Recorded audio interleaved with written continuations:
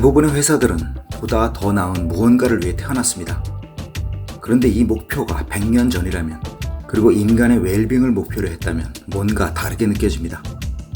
스웨덴의 일렉트로룩스는 지난 100여 년 동안 집안일은 즐거워야 한다고 생각하고 있습니다. 100여 년 이상의 보다 더 나은 삶은 1919년 탄생한 일렉트로룩스의 회사 슬로건입니다. 여기에 보는 즐거움을 주는 디자인도 이런 철학과 따로 떼어내서 생각하지 않습니다.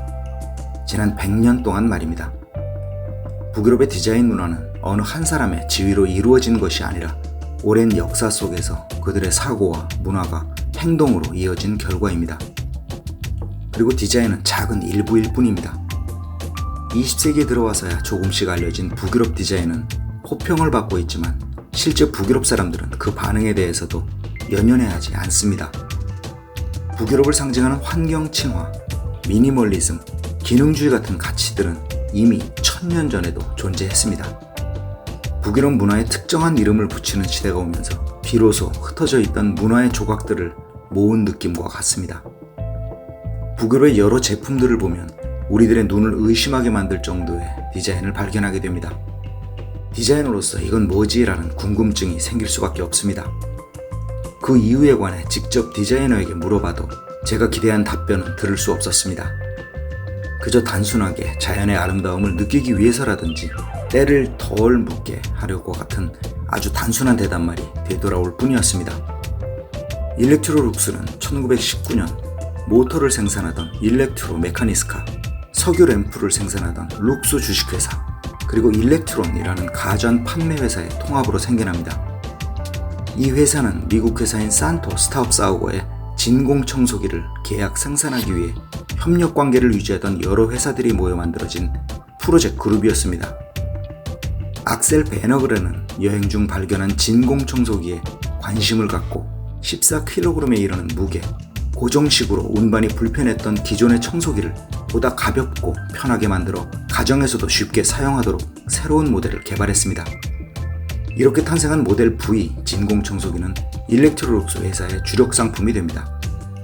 호평을 받게 된 베너그레는 그가 단순히 생각했던 가전기기들이 주는 혜택이 상상외로 크다는 것에 놀라게 됩니다. 지금으로부터 100여 년 전 이미 가사노동은 즐거워야 하며 그렇게 되기 위해 가전기기들은 아름답고 쓰기 편하고 즐거움을 줘야 한다는 철학을 목표로 삼았습니다. 1922년 스웨덴 왕립기술대학에 재학 중이던 발트자르 폰 플라텐과 칼 문터스는 학교 프로젝트로 간단한 열교환 기술을 이용한 냉장기계를 제출합니다. 이 소식을 접한 베너그레는 큰 관심을 가지고 그들과 협력합니다. 이는 그 당시 놀랄만한 모험이었습니다. 왜냐하면 지금도 그렇지만 당시의 북유럽은 각 가정의 부엌의 한쪽 벽에는 식품 저장을 위한 조그만 공간이 있었습니다. 지금의 작은 냉장고 정도의 공간으로 한쪽 면은 벽을 통해 외부의 신선한 공기를 끌어들일 수 있도록 되어 있습니다. 저도 이 공간을 무척 애용해서 빵이나 채소 같은 것들은 이곳에 두었던 기억이 납니다. 그렇게 북유럽의 날씨는 냉장고가 꼭 필요한 가전기기가 아니었기 때문에 베너그레는 북유럽을 벗어나 전 세계를 상대로 한 것이었습니다. 91리터짜리 냉장고 모델 D는 이렇게 탄생됩니다.